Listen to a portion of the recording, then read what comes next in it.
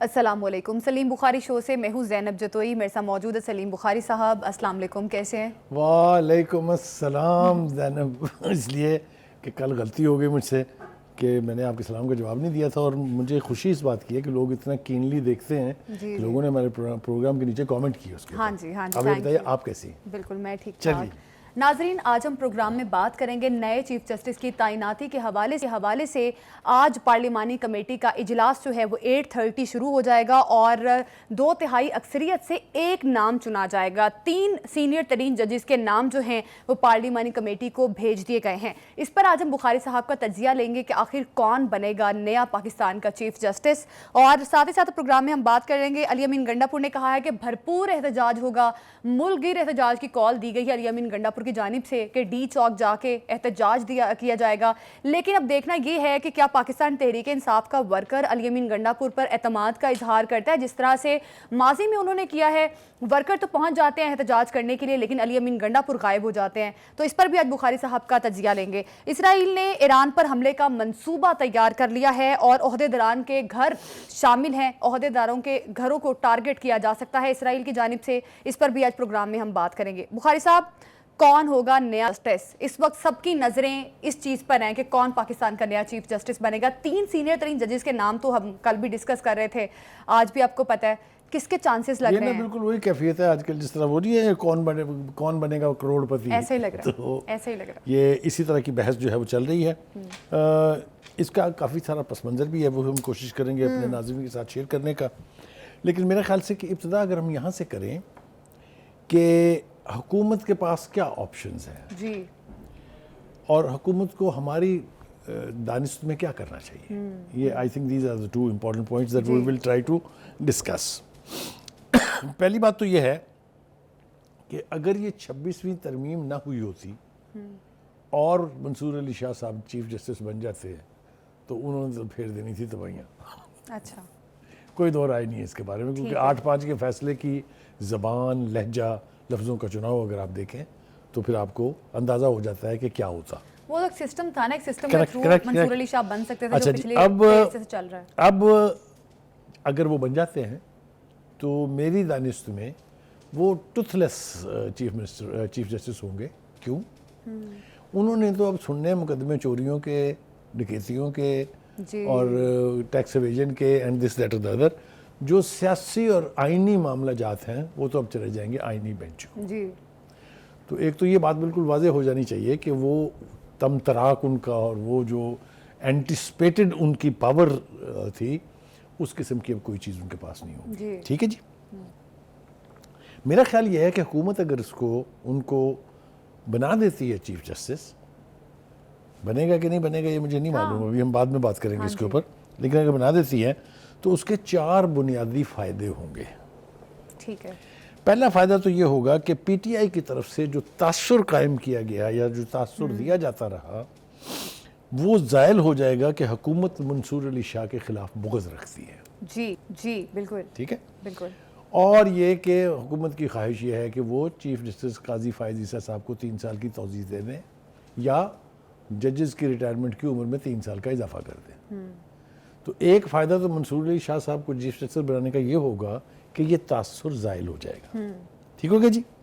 دوسرا فائدہ یہ ہوگا کہ حکومت کے اوپر یہ الزام بھی میوانی ہو کے رہ جائے گا کہ انہوں نے 26ویں ترمیم جو ہے کسی خاص بندے کو ذہن میں رکھ کے کرائی ہے نا یہ تاثر کہ جی یہ قاضی فائز عیسیٰ کو یعنی جو آئینی عدالت ہے یا آئینی بینچز ہیں ان کا ہیڈ لگانا چاہتے ہیں تاکہ آئینی اور سیاسی فیصلے وہ کریں وغیرہ وغیرہ. تو یہ تاثر بھی جو ہے ختم ہو جائے گا. تیسرا فائدہ یہ ہوگا کہ جو علی امین گنڈا پور صاحب نے جو تحریک کی کال دی ہے کہ منصور علی شاہ کو چیف جسٹس بنایا جائے ورنہ ہم مظاہرے کریں گے اور ملک بھر تحریک جو ہے چلائی جائے گی, اس کا ہم تفصیلی ذکر بعد میں کریں گے. یہ ان کی تحریک بھی نل اینڈ وائڈ ہو جائے گی اگر چیف جسٹس بن جاتے ہیں منصور علی شاہ صاحب. ٹھیک ہو گیا جی. چوتھا فائدہ یہ ہوگا کہ حامد علی خان صاحب نے بھی ایک تحریک کی دھمکی دی ہے, اور حامد علی خان صاحب کے بارے میں یہ ضرور کہتا چلوں کہ ان کا گروپ بہت بڑا گروپ ہے. وکلا ان کے بہت بڑے فالوورز ہیں اور بڑا ان کا اثر و رسوخ ہے وکلا برادری میں, اور اگر ان کے ساتھ کچھ سابقہ ججز وغیرہ بھی مل گئے تو پھر وہ ایک بڑی بھرپور آواز بن جائیں گے. تو ان کی تحریک کا بیڑا غرق کرنے کا بھی ایک طریقہ یہی ہے کہ آپ منصور علی شاہ صاحب کو چیف جسٹس بنا دیں. تو یہ 4 فائدے میں نے آپ کو بتا دیے کہ اگر حکومت منصور علی شاہ صاحب کو چیف جسٹس بنا دے تو یہ ساری چیزیں دم توڑ جائیں گی. ان کے خلاف جو بلڈ اپ کیا گیا سوشل میڈیا میں، نیشنل میڈیا میں، سرکاری حلقوں یعنی سیاسی حلقوں میں، وہ سارا زائل ہو جائے گا اور یہ تحریکوں کی دھمکیاں جو ہیں یہ بھی بےمانی ہو جائیں گی. ٹھیک ہو گیا جی؟ ٹھیک. اب دیکھنا یہ ہے کہ قاضی فائز عیسیٰ صاحب جو اس وقت سٹنگ چیف جسٹس ہیں ان کی کیا پوزیشن ہے. ان کی پوزیشن یہ ہے کہ انہوں نے جب ایکسٹینشن کی بات ہو رہی تھی انہوں نے 2 ٹوک الفاظ میں کہا تھا کہ I am not interested, I want to go home in grace after my due retirement. ٹھیک ہے نا یہ؟ اچھا. خوشی کی بات یہ ہے کہ وہ آج بھی اپنی اس بات پہ قائم ہے. وہ چیمبرز میں واپس چلے گئے ہیں نا. اب وہ باقاعدہ مقدمات نہیں سن رہے ہیں بلکہ جو فیصلے لکھنے والے ہیں وہ فیصلے لکھ رہے ہیں اور چیمبرز میں وہ چلے گئے. اچھا بخاری صاحب، ہم نے دیکھا کہ پاکستان تحریک انصاف بہت پہلے سے یہ کہتی رہی کہ آئینی ترامیم گورنمنٹ اس لیے لے کر آنا چاہتی ہے تاکہ قاضی فائز عیسیٰ کو ایکسٹینشن دی جا سکے. یہ تاثر تو ہو گیا اب مکمل طور پر زائل، کیونکہ گورنمنٹ نے آئینی بینچوں کی بات کی ہے اور جس طرح سے ابھی 3 نام جو ہیں پارلیمانی کمیٹی کو بھیج دیے گئے، ان میں سے ایک چیف جسٹس بنا دیا جائے گا. ابھی اپنے بڑی آئیڈیل سچویشن کی بات کی ہے کہ اگر یہ 4 فائدے ہو سکتے ہیں اگر حکومت جو ہے ان کو چیف جسٹس بنائے تو بخاری صاحب اب آپ کو کیا لگتا ہے کہ یحییٰ آفریدی کا نام بھی ابھی سننے میں آ رہا ہے؟ یہ پاکستان تحریک انصاف کہہ رہی ہے کہ 26ویں آئینی ترمیم کی اس لیے گئی ہے تاکہ یحییٰ آفریدی کو چیف جسٹس آف پاکستان بنا دیا جائے. اب آپ کو لگتا ہے کہ یہ جو تاثر پاکستان تحریک انصاف دے رہی ہے یہ بھی زائل ہو سکتا ہے؟ دیکھیے پہلی بات تو یہ ہے کہ ہم اس پر بات کرتے ہیں کہ آپشنز کیا ہیں. جی 3 نام جیسا کہ آپ نے بتایا ناظرین کو کہ وہ تو آلریڈی بھیجے جا چکے ہیں اس پارلیمانی کمیٹی کو جس کے 12 ارکان ہیں، جن میں سے 3 نے نام تو بڑے تم تراک سے دیے اور میڈیا کے اوپر اس کو گایا بھی گیا، لیکن انہوں نے کہا کہ جی ہم میٹنگ میں تو نہیں آئیں گے. ہاں یہ ایک عجیب و غریب رویہ ہے، اس کی بعد میں بات کرتے ہیں. لیکن ان کے پاس 3 نام موجود ہیں. اس میں منصور علی شاہ صاحب ٹاپر ہیں، دوسرے نمبر پر منیب اختر صاحب ہیں، تیسرے نمبر کے اوپر یحییٰ آفریدی ہیں. کچھ حلقوں کی طرف سے یہ تاثر بھی مل رہا ہے کہ یحییٰ آفریدی صاحب جو ہیں وہ انکار کر دیں گے چیف جسٹس بننے سے. یہ بات ہو رہی ہے. تو پھر نیکسٹ جو جسٹس امین صاحب ہیں شاید غالباً یا جو بھی نیکسٹ سینئر موسٹ ہوگا وہ اس 3 کے پینل میں آ جائے گا. ابھی تک ان کی طرف سے انکار نہیں ہوا ہے، لہٰذا جو اس وقت پارلیمانی کمیٹی ریویو کر رہی ہے اس میں وہی 3 نام ہے. ٹھیک ہے جی. اچھا کیا ہوگا اگر جو افواہ ہے کہہ لیجیے جو اینٹیسپیٹ کیا جا رہا ہے کہ یہ یحییٰ آفریدی صاحب کو چیف جسٹس بنا دیا جائے گا تو دونوں سینئر موسٹ ججز کے پاس کوئی آپشن نہیں رہتا میری وزڈم میں سوائے اس کے کہ وہ ریزائن کر دیں. یہ ہماری جو مسلح افواج ہیں ان میں بھی یہی ہوتا ہے کہ جب کوئی جونیئر جنرل سپرسیڈ کر جائے تو سینئر جنرل کے پاس کوئی آپشن نہیں ہوتا کہ اس کے ماتحت کام کرے تو وہ ریزائن کر دیتے ہیں. یہ روایت ہے ایک، اور یہ روایت اچھی میرے خیال سے ہر آئینی ادارے میں ہونی بھی چاہیے اور ہے بھی اور ہوتی بھی ہے. ٹھیک ہے جی. لیکن یہ دیکھنا ہوگا، اس کے لیے ہمیں انتظار کرنا پڑے گا کہ یہ سب کچھ ہونے جا رہا ہے کہ نہیں جو جا رہا. ٹھیک ہے جی. اب آ جائیں گے اگلی بات پہ. انہوں نے جو 3 نام بھیجے تھے ان کے اوپر اب بیک ٹریک اس لحاظ سے ہو رہا ہے کہ ایک تو پارٹی کے اندر ان ناموں کے اوپر اختلاف ہے. یعنی کوئی کہہ رہا ہے جی کہ آپ نے ہمارے سے کنسلٹ کیے بغیر یہ نام کیسے، کوئی کہہ رہا ہے بانی پی ٹی آئی کی منظوری کے بغیر کیسے نام دے دیے ہیں. تو ایک کڑماس اس کے اوپر بھی مچا ہوا ہے. لیکن یہ عجیب و غریب قسم کی صورتحال ہے کہ صرف 24 گھنٹے پہلے آپ نام دیں اور اس کو پھر بڑے تمتراک سے کہیں کہ یہ ہمارے نمائندے ہیں، اور اگلے دن جب اس کا اجلاس بلایا جائے تو آپ اس میں جانے سے انکار کر دیں. یہ کیوں ہوا ہے؟ اس کے اوپر تھوڑی سی بات کریں. 26ویں آئینی ترمیم کے وقت بھی پاکستان تحریک انصاف نے ایسے کی ہے اور ابھی بھی چیف جسٹس کی تعیناتی کے حوالے سے جو مشاورت ہونی ہے اس پر انہوں نے یہی اسٹیپ لیا. تو یہ کیا کوئی سیاسی چال ہے ان کی، کوئی حکمت عملی ہے، کیا ہے؟ دونوں باتیں آپ نے بالکل صحیح کہی ہیں کہ یہ 2 دفعہ بیک ٹریک ہو چکا ہے پچھلے 48 گھنٹے میں. ٹھیک ہے. And at the 11th hour. دیکھیں گزارش یہ ہے کہ پہلی بات تو یہ کہ خان صاحب نے اس پارٹی کا ہر فیصلہ خان صاحب کرتے ہیں. جی بالکل. چاہے چھوٹا ہے چاہے بڑا ہے چاہے میڈیم درجے کا، جو بھی فیصلہ ہے وہ خود کرتے ہیں۔ دوسرا یہ کہ انہوں نے یہ پاور کسی کو ڈیلیگیٹ بھی نہیں کی۔ جیل میں چلے گئے نا، وہ تو اب جیل میں بیٹھے ہیں نا، پارٹی تو دوسرے لوگ چلا رہے ہیں، تو ان میں سے کسی کے پاس یہ اختیار نہیں ہے کہ وہ انڈیپینڈنٹلی فیصلہ کر سکے، چاہے وہ چیئرمین بیرسٹر گوہر خان صاحب ہیں، چاہے وہ کوئی بھی ہے۔ دوسری بات یہ کہ پارٹی انہوں نے سپرد کر دی وکلا کے ہاتھوں میں، اور وہ اس لیے کی کہ جتنے مقدمات تھے ان کے اوپر وہ مفت لڑوانے کے لیے وکلا کو امپورٹنس دینا بہت ضروری ہے۔ جی اچھا، اب وکلا کے اندر بھی دھڑے بندیاں ہیں، ہاں جی، اور یہ کوئی ٹھکی چھپی بات نہیں ہے، یہ سب کچھ ہمارے سامنے ہے۔ بانی پی ٹی آئی کا خیال یہ ہے، جو کہ ہمارے تک اطلاعات پہنچی ہیں، کہ جب یہ وفد گیا تھا لے کے 26ویں ترمیم کا ٹیکسٹ، تو جو ان کے ساتھ ہوئی ہے وہ بیان سے باہر ہے۔ جس طریقے سے وہ ٹریٹ کرتے ہیں، جس طریقے سے انہوں نے ٹریٹ کیا ہے، وہ بس نہ ہی بیان کیا جائے تو بہتر ہے۔ انہوں نے کہا یہ ہے کہ میں جیل کے اندر سڑ رہا ہوں اور آپ کو ترمیمیں پڑی ہوئی ہیں، اچھا، میری رہائی کے لیے آپ کیا کر رہے ہیں؟ I think it's a valid question. مطلب ایک پارٹی لیڈر جس نے اتنی بڑی پارٹی کھڑی کی ہو، جس نے چھوٹے چھوٹے قد کے لوگوں کو اتنا بڑا بڑا قد بنا دیا ہو، اس کو یہ سوال پوچھنے کا تو حق ہے نا کہ بھئی آپ میرے لیے کیا کر رہے ہیں۔ یہ وہ پوائنٹ ہے جو ان کی بہنیں بھی بار بار کہتی ہیں کہ سب کو اپنی اپنی پڑی ہے، کسی کو بانی پی ٹی آئی کو جیل سے باہر لانے کی کمپین کہیں نہیں ہے۔ بخار صاحب، بانی پی ٹی آئی کو اس چیز کا علم ہے کہ جو پاکستان تحریک انصاف میں پھوٹ پڑ گئی ہے، اس چیز کا علم ہے بانی پی ٹی آئی کو؟ دیکھیے 2-3-4 باتیں اس حوالے سے کہی جاتی ہیں، میں وہ دہرانا نہیں چاہ رہا تھا، لیکن چونکہ آپ نے ڈائریکٹ سوال پوچھ لیا ہے اس لیے مجھے کہنا پڑے گا۔ دیکھیے بات یہ ہے کہ بانی پی ٹی آئی کو علم تو ہے کہ پارٹی میں کس طریقے سے الٹ پلٹ ہو رہی ہے۔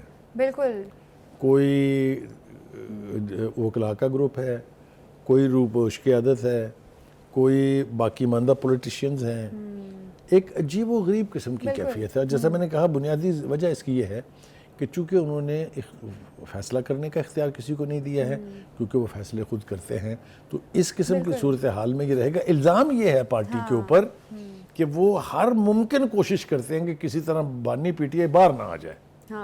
اچھا، اب اس کی وجہ بھی بیان کرنا بہت ضروری ہے کہ کیوں وہ ایسا چاہتے ہیں۔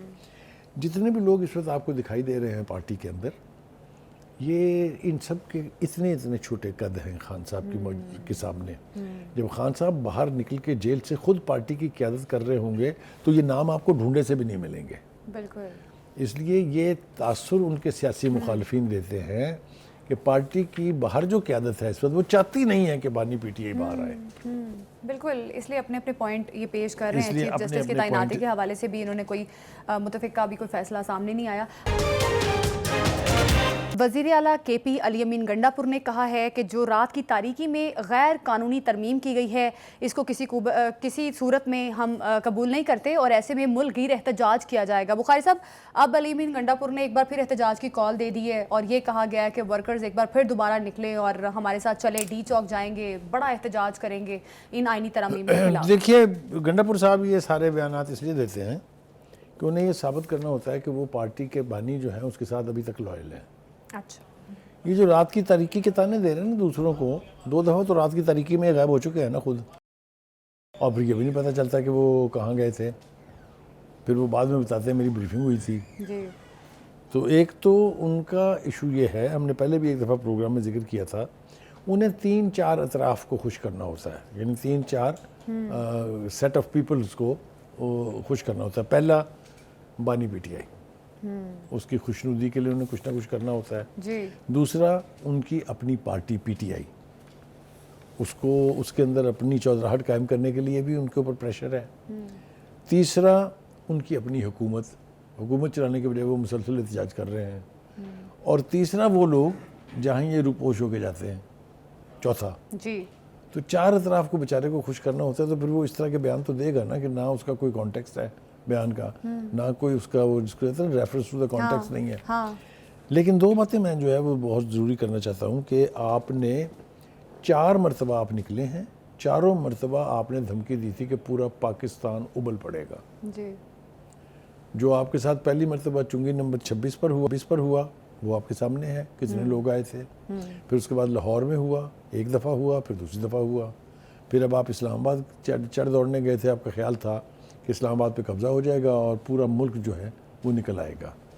تو یہی کچھ آپ کی اس دفعہ کی دھمکی جو ہے اس کا بھی حشر ہونا ہے. کیوں؟ ہم تھوڑا سا ریالٹی بیس انالیسس کر لیتے ہیں. چاروں مرتبہ جو میں نے جس کے حوالے دیے ہیں, کون لوگ آئے؟ KPK سے. جی KPK سے کون لوگ آئے؟ افغان دہاڑی دار پکڑے ہوئے ہیں نا 26 بندے. ٹھیک ہے. جی تو جو آپ کا یہ خواب ہے کہ باقی کے صوبوں سے بھی لوگ نکل کے آئیں گے, نہ پنجاب سے کوئی گیا, نہ سندھ سے کوئی آیا, نہ بلوچستان سے کوئی آیا, یہ ریالٹی چیک ہے. یہ بالکل کوئی میں بڑھ نہیں مار رہا ہوں. اب پھر آپ نے یہ دعویٰ کر دیا ہے. تو پاکستان کو بلاک کرنے کی آپ کی خواہش جو ہے, آپ پہلے KPK تو بلاک کر لیں نا, باقی کو تو چھوڑ دیں نا. آپ نے اگر بڑا احتجاج کرنا ہے آپ اپنے صوبے میں کر لیں, جہاں آپ وزیر اعلیٰ ہیں, وہاں تو آپ سے ہوتا نہیں ہے. دیہڑی دار لوگ لے کے آپ اسلام آباد کے اوپر قبضہ کرنے آ جاتے ہیں. یہ میں وثوق سے کہہ رہا ہوں کہ یہ ہڑتال کی کال کہہ لیں, احتجاج کی کال کہہ دیں, ملک بند کرنے کی تحریک کہہ لیں, جو بھی ہے, اس کی بنیادی وجہ صرف یہ ہے کہ وہ اپنے آپ کو جسٹیفائی کرنے کے لیے خان صاحب کو یہ تاثر دینے کی کوشش کرتے ہیں تسلسل کے ساتھ کہ it's me only who can take people out. آپ کو یاد ہے اس نے حماد اظہر کے ساتھ کیا کی تھی؟ جی جی جی جی بالکل. اس نے کہا بڑھ کے مارنا پڑا, ٹھیک ہے باہر نکلنا, باہر آنا. آئے پھر حماد اظہر نہیں آئے نا. تو اس لیے وہ جس کو پنجابی زبان کی مثال ہے اندھوں میں کانا راجا, وہ میرے خیال سے پارٹی کی جو لیڈرشپ ہے اس میں اگر کوئی 4 بندے لے کے نکل سکتا ہے تو وہ ہے یہی. یہ تو ہمیں بالکل مان لینا چاہیے. اب 4 بندے نکلیں گے ان کے پیچھے؟ وہ کچھ نہ کچھ ڈرامہ کر کے تو آئیں گے نا. یہ نہیں ہو سکتا کہ وہ اکیلے منہ اٹھا کے چل پڑیں گے. لوگ پہلے بھی ان کے ساتھ آئے جیسے بھی لوگ تھے, لیکن یہ بندے تو لے کے آئے نا جی. لاہور کا جلسہ دیکھ لیں آپ, اسلام آباد کا جلسہ پہلا دیکھ لیں, دوسرا دیکھ لیں. لیکن اس بار پارٹی ورکر ناراض ہوا ضرور ہے علی امین گنڈاپور سے, جنہوں نے پارٹی ورکر نہیں ناراض ہوا, بہت سارے لوگ ناراض ہوئے ہیں جنہیں میں جانتا ہوں, جن کا خیال یہ ہے کہ یہ انہوں نے بانی PTI کے ساتھ ہاتھ کیا تو خیر بہت سٹرونگ ہو جائے گا, یعنی ان کے ساتھ انہوں نے اچھا نہیں کیا, وفا نہیں نبھائی. یہ بات بالکل اپنی جگہ ٹھیک ہے. اچھا جی, اب دوسری بات یہ ہے کہ انہوں نے دھمکیاں دینی شروع کر دی ہیں کہ جناب جنہوں نے عمران خان کی پیٹھ میں چھرا گھونپا ہے ان کو ہم نوٹس دے رہے ہیں, ان کو ہم انکوائری کریں گے اور ان کو ہم نکال دیں گے پارٹی سے.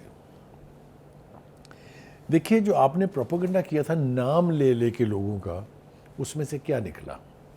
آپ نے کہا ڈاکٹر زرکا اغوا ہے, آپ نے کہا ڈاکٹر وہ سلیم شاہد صاحب ان کو بھی انہوں نے اٹھا لیا ہے, اور آپ نے ان کو غدار تک قرار دے دیا. وہ پارلیمنٹ میں ووٹ ڈالنے ہی نہیں آئے. ووٹ ڈالنا تو چھوڑ دیں, بڑی بات ہے. The worst example is زین قریشی, جی جی جی بالکل, جس کی بیوی کو کرایا, جس کو خود انہوں نے اغوا کرایا, وہ نکل کے کیا کہہ رہا ہے, میں تو ابا حضور کے کہنے کے اوپر تھوڑی دیر کے لیے روپوش ہوا تھا کہ کہیں مجھے یہ بھی نہ اٹھا لیں اور مجبوراً مجھے ووٹ نہ دینا پڑ جائے. اب آپ مجھے بتائیں کہ پھر ان کے بیانات میں کون سی جان رہ جاتی ہے باقی؟ ٹھیک ہے جی. یہ اس قسم کے جو پروپیگنڈے ہیں یہ زیادہ دیر چلتے نہیں ہیں نا, سودا زیادہ دیر بکتا نہیں کیونکہ ایکسپوز ہو جاتے ہیں آپ. ٹھیک ہو گیا جی. دوسری طرف جناب رات کی تاریکی کا انہوں نے کہا جی کہ شب خون مار دیا جناب. جی یہ رات کی تاریکی میں شب خون مارنے کی مثال جو ہے یہ مجھے سمجھ میں نہیں آتی کیسے ہے. اس سارے پروسیس کا حصہ آپ رہے جی. 3 مہینے سے یہ قصیہ چل رہا ہے, 2 مہینے سے تو ایکٹیولی چل رہا ہے. تو شب خون کون سا ہوتا ہے؟ کس کو کہتے ہیں شب خون مارنا؟ تو آپ کے پاس لفاظی کا ذخیرہ ہے, آپ جو چاہے اس کو جس طرح چاہے اس کو آپ استعمال کریں. ابھی بھی بڑے کانفیڈنٹ نظر آ رہے ہیں کہ جب تک حکومت کو ہم گھر نہیں بھیج لیتے تب تک احتجاج جاری رہے گا. دیکھیے یہ میں نے کہا ہے نا کہ یہ 4تھی 5ویں دفعہ دھمکی ہے ان کی. ٹھیک ہے, اب وہ یہ کہہ رہے ہیں کہ جی ہم اقتدار میں آئیں گے تو ان ترامیم کو ہم انڈو کر دیں گے. So let's wait when they come back to power. ٹھیک ہے, پہلے خان صاحب کو باہر آنا ضروری ہے نا, تبھی تو پارٹی کو کوئی جتوائے گا. Anyway having said that, Ali Amin Gandapur صاحب جو ہیں میرا خیال ہے ان کی بڑکوں کو بہت زیادہ سیریسلی نہیں لینا چاہیے, اور پارٹی بھی اب ان کو بہت زیادہ سیریسلی نہیں لیتی ہے, اس لیے کہ پارٹی کے سیریس حلقوں میں اس کے اوپر سوال اٹھ رہے ہیں کہ یہ بھائی 2 دفعہ غائب ہو کے کہاں گئے تھے اور پھر یہ کیسے KPK کی اسمبلی میں پہنچے. ٹھیک ہے, اس کے اوپر پارٹی کے انر کارڈر کے اندر بڑی سیریس گفتگو بھی ہو رہی ہے. لیکن بخاری صاحب یہ جو نورین نیازی صاحبہ نے کہا ہے کہ بانی PTI کو پارٹی قیادت پر پورا بھروسہ ہے. دیکھیے نورین اب نئی بہن ہیں، جو نئی بہن سے مراد ہے پہلی دفعہ پکچر میں آئی ہیں، پچھلے 2-3-4 روز سے ان کا نام آ رہا ہے، جو انہوں نے ہی وہ بیان بھی جاری کیا تھا کہ ان کی بجلی بند ہے، ان کی بری حالت ہے، ان کے اوپر حملہ ہوا ہے، ان کے اوپر یہ ہوا ہے، وہ سارا کچھ جو ہے وہ جھوٹ ثابت اس لیے ہو گیا کہ جو بندے ان کو مل کے آئے ہیں ان میں barrister Gohar was the first person جس نے وہ رپورٹ ڈاکٹرز کی تھی وہ اپنے انٹرنیٹ اس کے اوپر لگا دی تھی، سوشل میڈیا اکاؤنٹ کے اوپر، جس کے مطابق بانی پی ٹی آئی ماشاءاللہ بالکل فائٹنگ فٹ تھے، ٹھیک ہے جی۔ اچھا، اس کے بعد پھر 2 ڈاکٹروں نے معائنہ بھی کیا تھا، آپ کو یاد ہوگا، تو وہ جو پروپیگنڈا تھا کہ ان کے ساتھ برا سلوک ہو رہا ہے، میں آپ کو وثوق سے ایک بات کہہ سکتا ہوں کہ میرا نہیں خیال کہ کسی بندے میں یہ کیپیسٹی ہے کہ وہ میل ٹریٹ کرے عمران خان صاحب کو، یہ میں وثوق سے کہہ رہا ہوں، اور اس کی بہت ساری وجوہات ہیں، اس کے اندر جانے کی کوئی ضرورت نہیں۔ آج ذرا یہ نورین صاحبہ کی بات کر لیں، وہ جو بھروسے والی بات آپ نے کی ہے، میں نے آپ کو بتا دیا ہے، پارٹی میں دھڑے بندی ہے، پارٹی میں ایک دوسرے کے خلاف ایک دوسرے کی ٹانگیں کھینچنے کا عمل جاری ہے، جس پارٹی میں یہ سب کچھ ہو رہا ہو اس کے اوپر بھروسہ جو ہے وہ کتنا کیا جا سکتا ہے، یہ آپ کے بالکل سامنے ہے۔ میں نے آپ کو بالکل ٹھیک کہا تھا، الٹیمیٹ فیصلہ خان صاحب کا ہوتا ہے، لہٰذا جتنی بھی پارٹی کی قیادت تھی انہوں نے وہ ساری 26ویں ترمیم کے پروسیس میں شرکت کی، لیکن الٹیمیٹلی جب وفد ان کے پاس لے کے گیا کہ جی ہم نے کر لیا ہے، تو they got a shut up کال، اور واپس آ کے انہوں نے کہا کہ جی ہم تو اس کے اندر حصہ نہیں لیں گے۔ یہی حال ہوا اس کمیٹی کا، جس کے اندر 3 بندوں کے نام دیے اور پھر الٹیمیٹلی جانے سے انکار کر دیا۔ یہ اس بات کا واضح ثبوت ہے کہ the بانی P T I has no faith in the decisions taken by the people under his nose۔ بالکل ٹھیک ہے جی، ایک تو یہ ہو گیا۔ دوسری بات یہ ہے کہ وہ جیل والوں نے ایک رپورٹ جو ہے اسلام آباد ہائی کورٹ میں جمع کرائی ہے، جس کے مطابق انہوں نے بتایا ہے کہ تمام جو جیل مینول کے مطابق فیسلٹیز ہیں اس سے بھی بہتر فیسلٹیز جو ہیں وہ دی جا رہی ہیں۔ 3 ڈاکٹر جو ہیں وہ معائنہ کرتے ہیں بانی پی ٹی آئی کا، اسی طریقے سے بشرا بی بی کے حوالے سے جو الزامات لگائے گئے تھے وہ بھی ٹھیک نہیں ہیں۔ وہ سارا پروپیگنڈا میرے خیال سے اس رپورٹ کے جمع کرانے کے بعد ختم ہو جانا چاہیے۔ آبویسلی عدالت کے سامنے جھوٹ بولنا جو ہے وہ زیادہ آسان کام نہیں ہے، اس لیے وہی ٹرسٹ کہ یہ بات جو رپورٹ میں لکھی گئی ہے وہ درست ہوگی۔ بالکل، جو پروپیگنڈا کیا جا رہا تھا میرا خیال ہے اس رپورٹ کے بعد کافی حد تک کلیئرٹی بھی آ گئی ہے۔ اسرائیل نے ایران پر حملہ کرنے کا منصوبہ تیار کر لیا ہے۔ بخاری صاحب، اس منصوبے کے مطابق یہ کہا جا رہا ہے کہ ان میں تیل کی تنصیبات اور فوجی حکومتی اہداف اور ایرانی عہدیداران کے گھر شامل ہوں گے۔ آپ کو کیا لگتا ہے اگر اسرائیل واقعی ٹارگٹ کرتا ہے ان سینسٹیو جگہوں کو تو کیا کوئی بڑی جنگ چھڑ سکتی ہے پھر؟ دیکھیے، as a student of history اور ایک ایسے بندے کی حیثیت سے جس نے ایکٹیو وار دیکھی ہو، میں آپ کو یقین سے بتا سکتا ہوں کہ جنہوں نے حملہ کرنا ہوتا ہے وہ اپنے ٹارگٹ دشمن کو نہیں بتاتے ہیں۔ یہ کبھی ہوا ہے کہ میں آپ کو بتاؤں کہ بھائی اپنے وہ فلاں جگہ جو ہے میں آنے والا ہوں وہاں انتظام کر لو؟ یہ کبھی نہیں ہوتا۔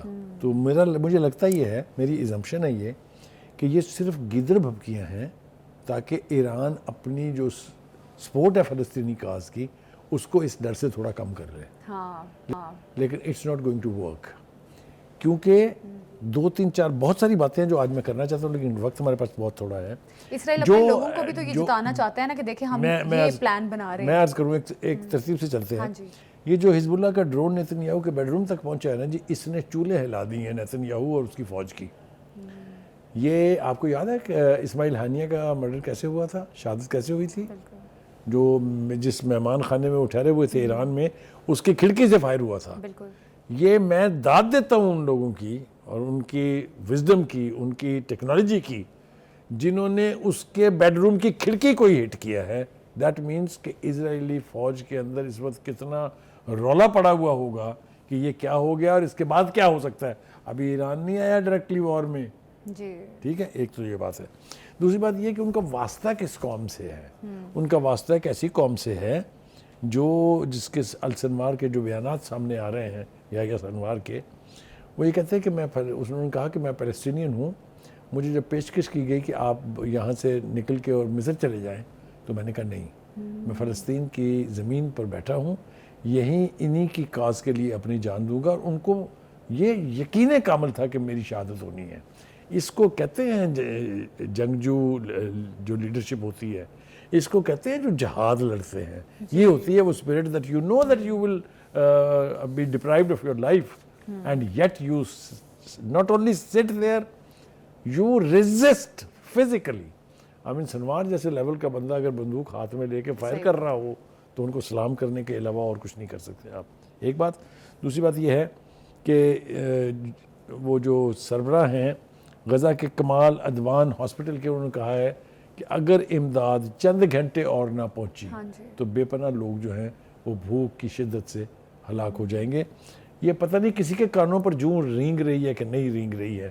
میں پھر وہی ماتم کرنا شروع کروں گا اس اسلامی قیادت کا جو کہ کرنا چاہیے. میرے خیال سے تبرہ کرنے کا تو ہمارے پاس حق ہے، یہ تو ہمیں استعمال کرتے رہنا چاہیے.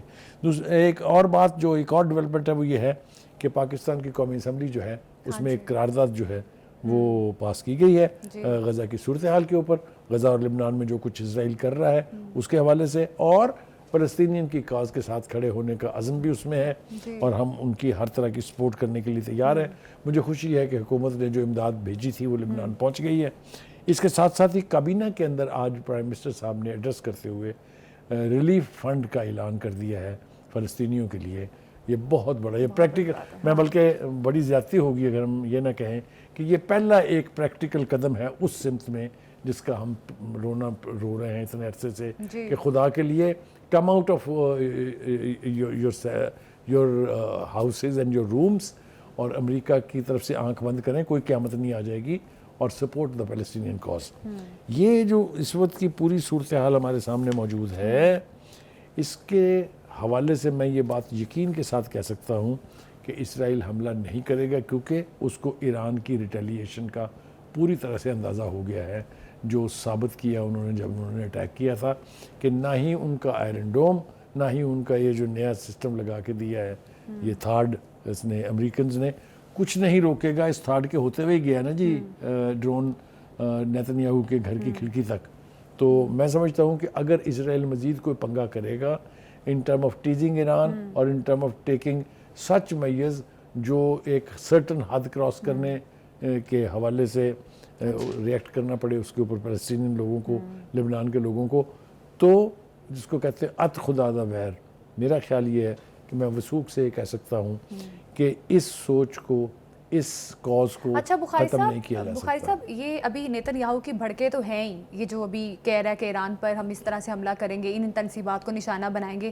یہ بھی جو بائیڈن سے جو سوال کیا گیا ہے کہ کیا امریکہ کو آئیڈیا ہے کہ کب اور کن کن پوائنٹس کو نشانہ بنایا جا سکتا ہے ایران میں، تو جو بائیڈن نے آمادگی کا اظہار کیا جس پہ ایران نے کافی زیادہ رد عمل بھی سخت قسم کا دیا ہے. بہت سٹرونگ ریئیکشن ہے ایران کی طرف سے. انہوں نے کہا ہے کہ اگر اس طرح کی گفتگو آپ کریں گے تو اس کے جواب میں جو تباہی آپ کی ہوگی اس کے ذمہ دار بھی آپ خود ہی ہوں گے.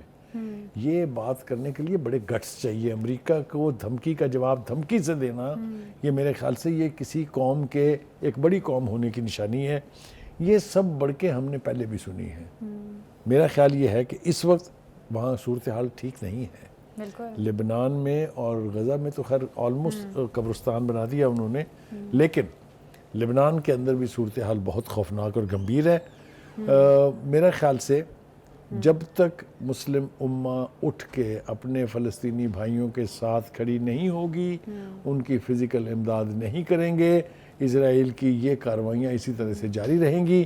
میرا خیال یہ ہے کہ ہم اپنے اس پلیٹ فارم سے ایک مطالبہ اور کرتے ہیں کہ چین اور روس سے پوچھتے ہیں کہ بھائی آپ کس کے انتظار میں ہیں.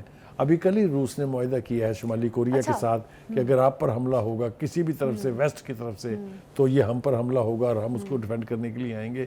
کیا اس قسم کی ٹریٹی ایران کے ساتھ اور لبنان کے ساتھ نہیں ہو سکتی؟ بخاری صاحب، اب جس طرح سے اسرائیلی میڈیا دعویٰ کر رہا ہے کہ منصوبہ تیار کر لیا گیا، ایران پر جلد حملہ کر دیا جائے گا، اب آپ کو کیا لگتا ہے کہ اگر واقعی ایران پر حملہ کر دیتا ہے اسرائیل تو ایران کے پاس کیا آپشن بچتے ہیں؟ کیا ایران بھی ڈائریکٹ حملہ کرے گا یا پھر اسی طرح سے اپنے ملیٹنٹ ونگز کا استعمال کرے گا؟ دیکھیے، پہلی بات تو یہ ہے کہ ایران کا رویہ یہ ہے کہ کم گیٹ اس، آ جاؤ بھی جو کرنا کر لے. اور دوسری بات یہ ہے کہ وہ ثابت کر چکے ہیں کہ we will not die silently, we will make you bleed also. اور یہ میں آپ کو بتاؤں، میں چونکہ جانتا ہوں کیا صلاحیتیں ہیں، کیا فورسز ہیں جو ان ایکشن ہوتی ہیں اس طرح کی صورتحال میں ٹیکنالوجی کہاں پہنچی ہوئی ہے، میزائل سسٹم کتنا ڈیولپڈ ہے، ڈرون سسٹم کتنا ڈیولپڈ ہے. اس لیے میں وثوق سے کہہ سکتا ہوں کہ اول تو اسرائیل حملہ کرے گا نہیں، اور اگر کرے گا تو اس کی بھی نسلیں یاد رکھیں گی. بالکل. اب دیکھنا یہ ہے کہ اسرائیلی میڈیا کی جانب سے جو دعویٰ کیا جا رہا ہے کہ ایران پر جلد از جلد بہت بڑا حملہ کیا جائے گا، اور پوائنٹس بھی بتا دیے ہیں کہ ان تنصیبات کو نشانہ بنایا جا سکتا ہے. اب دیکھنا ہے کہ آنے والے وقت میں ایران اور اسرائیل آپس میں کس چیز پر اور کس پوائنٹ پر آتے ہیں. اسی کے ساتھ پروگرام سے ہمیں دیجیے اجازت. کل پھر ملاقات ہوگی. اللہ حافظ.